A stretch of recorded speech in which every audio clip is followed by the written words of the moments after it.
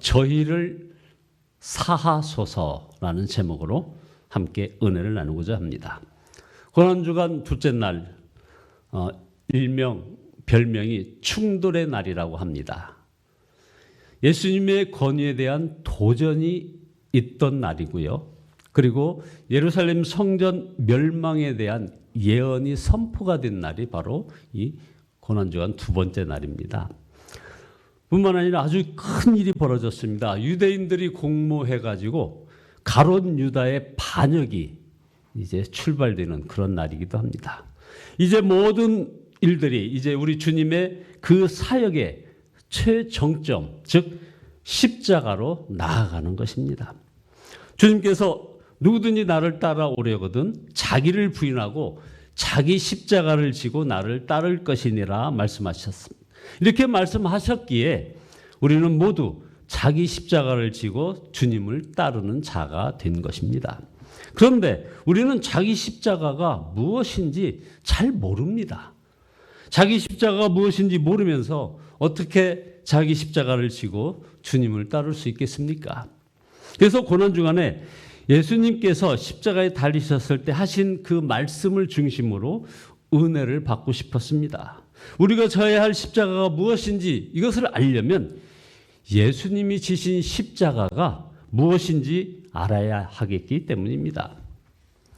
예수님께서 십자가상에서 7마디 말씀을 하신 그 말씀을 묵상하다가 우리 주님이 십자가에 달리셨을 때 주님은 어떤 심정이었을까 하는 그 생각을 하면서 감정이입을 하고 싶었습니다. 그러다가 너무 깜짝 놀라서 중단해 버렸습니다. 예수님의 양쪽 손목에 대못이 박히는 걸 생각하다가 그만 일어나 버렸습니다.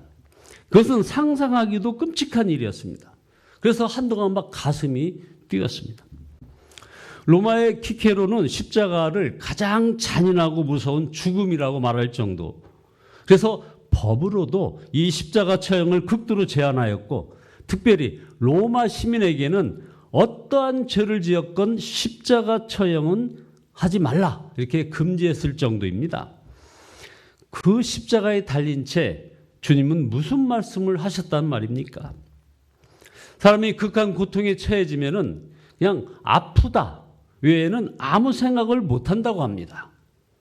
그 고통의 극점에서 예수님이 하신 7마디는 무엇이었을까요? 비명과 신음이었을까요? 예수님의 십자가상에서 하신 이 말씀을 묵상하면서 사실 우리의 삶을 가장 근본적으로 변화시키는 그런 말씀이 바로 오늘 우리가 읽은 첫 번째 말씀에서 나온다는 것을 깨닫게 되었습니다. 주님께서 십자가에 하신 첫 번째 말씀은 바로 누가복음 23장 34절 말씀입니다. 예수님께서 십자가에 달리셨을 때 보십시오. 백성들은 구경하였고 관원들은 비웃었고 군인들은 희롱하였고 옆에 같이 달린 강도 중에 한 사람도 비방하였습니다. 십자가 밑에는 로마 군인들이 예수님이 걸쳤던 그 옷까지 하나라도 더 차지하기 위해서 제비를 뽑고 있던 상황입니다. 그런 상황에서 예수님께서 기도하신 내용이 바로 누가복음 23장 34절의 이 기도입니다. 아버지, 저들을 사하여 주옵소서. 자기들이 하는 것을 알지 못함이니이다. 주님께서 산상수훈에서 내 원수를 사랑하고 너를 핍박하는 자를 위하여 기도하라 말씀하셨던 것을 우리 주님이 지금 친히 실천하신 것입니다. 예수님께서는 자기를 십자가에 못 박는 이들을 용서하셨을 뿐만 아니라 또 그들을 위하여 변호까지 하셨습니다. 그것은 자기 죄를 모르니 용서해야 한다는 것입니다. 실제로 예수님을 십자가에 못 박은 이들은 자신들이 무슨 짓을 하는지 전혀 알지 못했습니다. 알았다면 그렇게 했을 리가 있겠습니까? 모르고 지었다고 죄가 없어지는 것은 아닙니다. 오히려 죄를 짓고도 죄인 줄 모르는 것이 이것이 더 두려운 일이죠. 예수님을 재판했던 빌라도가 손을 씻으면서 나는 죄가 없다. 죄값을 너희가 당하라 하니까 유대인들이 정말 엄청난 대답을 마태복음 27장 25절에서 합니다. 그 피를 우리와 우리 자손에게 돌릴지어다. 그러니 정말 몰라서 그렇게 한 것입니다. 그래서 소리까지 지르며 말을 한 것이겠죠. 사람들은 우리가 어떻게 죄 안 짓고 살 수 있느냐고 말합니다. 역시 죄가 얼마나 무서운지 몰라서 하는 소리입니다. 조나단 에드워드가 이런 말을 했습니다. 사람들에게 만약 지옥을 단 1분만 보여준다면 세상에 죄 지을 사람은 없다. 그렇습니다. 몰라서 죄 짓는 것입니다. 그런데 여러분, 비록 그들이 하나님의 아들을 십자가에 못 박는 줄 몰랐지만 그들이 지은 죄가 어찌 작다고 말할 수 있겠으며 그 죄값을 피할 수 있겠습니까? 그런데 주님은 한사코 모르고 지은 죄니 용서해달라고 하나님께 기도하고 계셨습니다. 당신이 십자가에 못 박혀 극심한 고통을 당하는 바로 그 순간인데도 말입니다. 여러분, 이 기도가 응답받았을까요? 응답받지 못했을까요?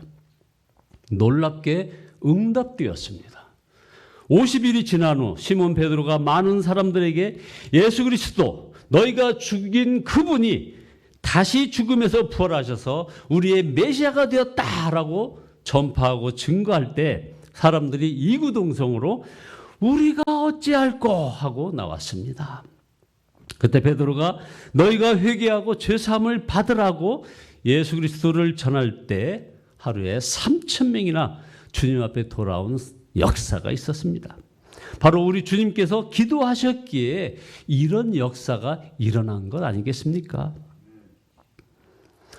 어떤 사람들은 유대인들이 벌받아서 40년 후에 예루살렘이 철저히 망해가지고 없어졌다고도 말을 하고, 히틀러 때 600만 명의 유대인들 가스실에 죽었던 것, 그것으로 이렇게 해석을 합니다.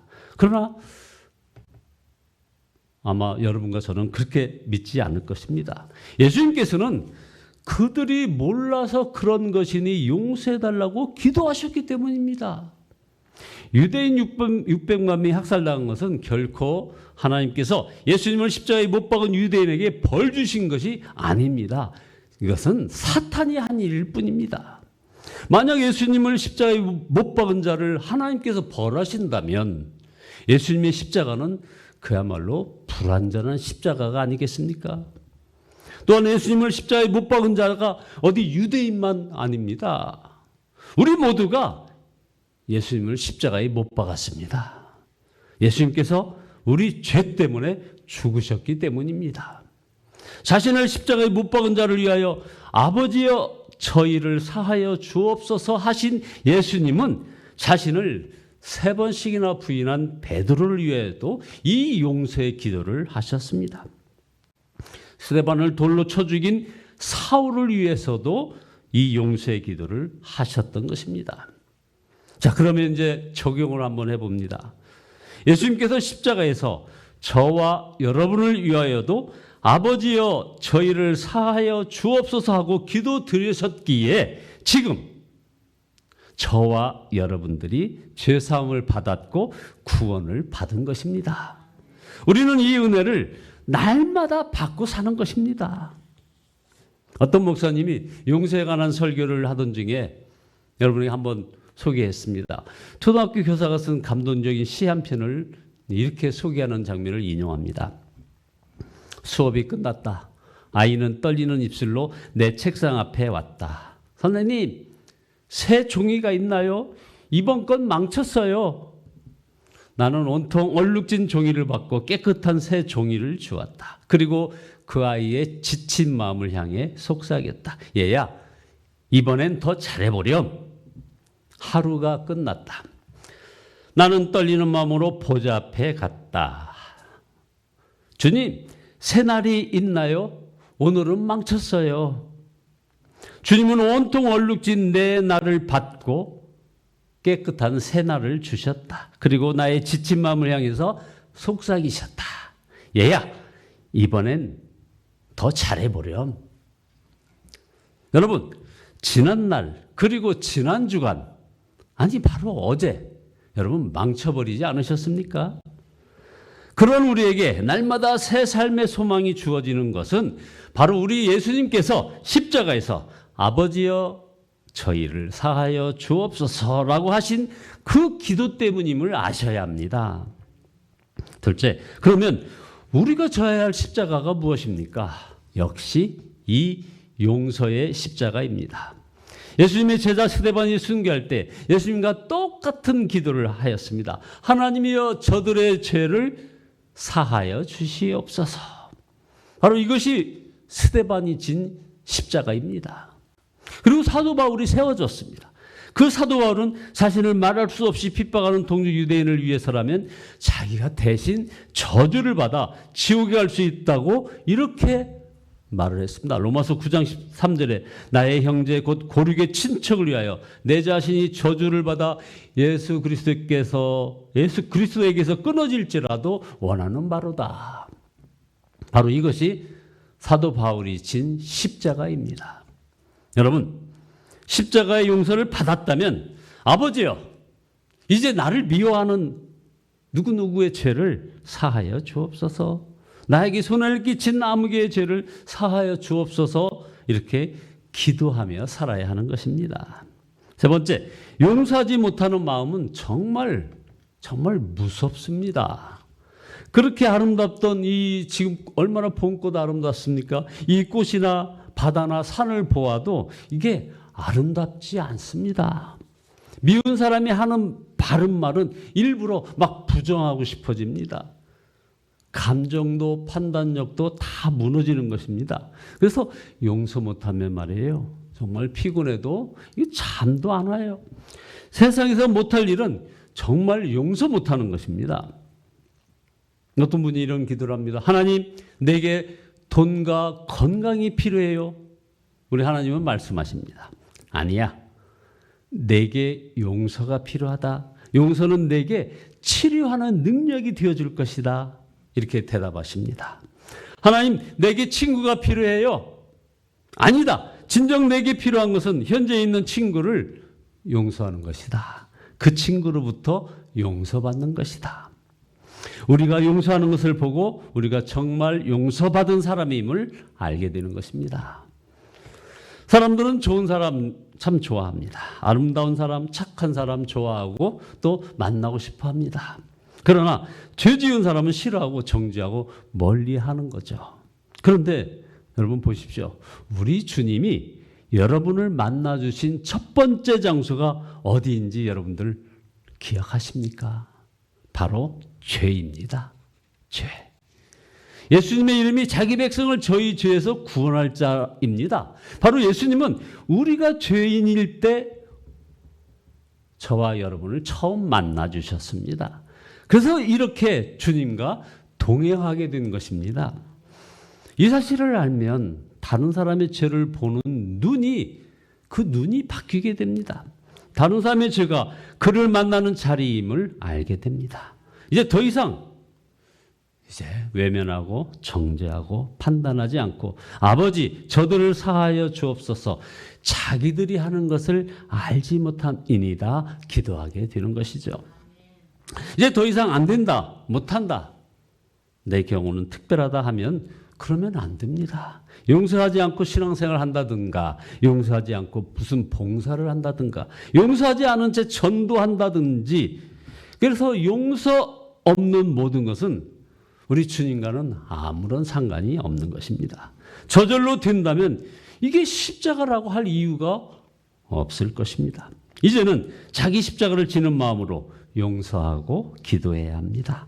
여러분, 용서해 드릴 사람이 먼 곳에 있지 않고 바로 곁에 있습니다. 자녀들을 위하여 여러분들 눈물로 기도하는 부모님들이 있다면 이제는 아버지 저들을 사하여 주옵소서. 자기들이 하는 것을 알지 못함이니이다 이렇게 기도하십시오. 미워하는 사람들에 대해 이 기도를 드리면 우리는 정말 놀라운 복을 받게 되는데요. 그 복이 뭐냐면 미움의 감옥에서 벗어나게 되는 것입니다.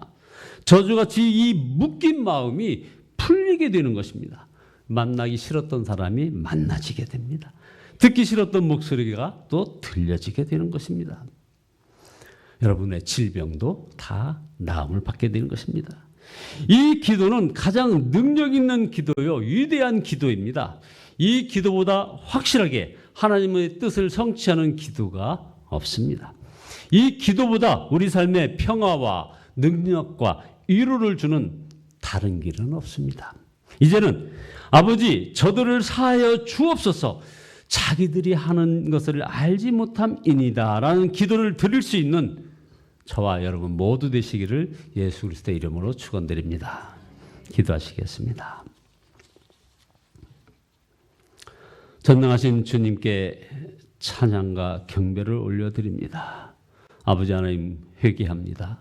저희들은 여전히 미움의 감옥에서 아버지 하나님, 우리 주님께서 하신 그 기도를 부인하며 살아왔음을 고백합니다. 주여 용서하여 주시옵소서.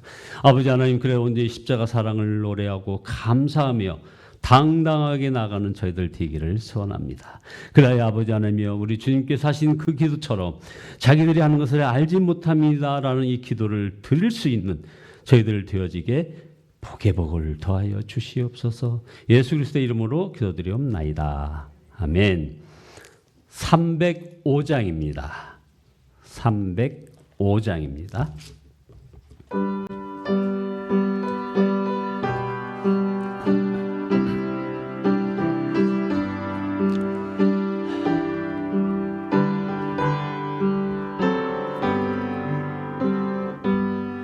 나 같은 죄인 살리시 주의 놀라워 잃었던 생명 찾았고 광명을 얻었네. 큰 죄악에서 건지시 주네 고마워. 나 처음 믿은 그 시간 귀하고 귀하다. 이제껏 내가 산 것도 주님의 은혜라. 또 나를 장차 본향에 인도해 주시리.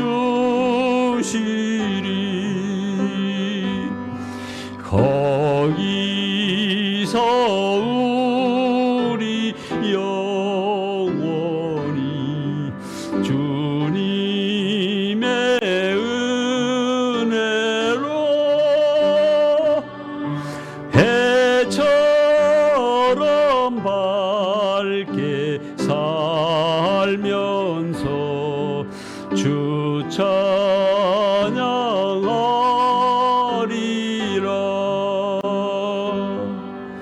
아멘.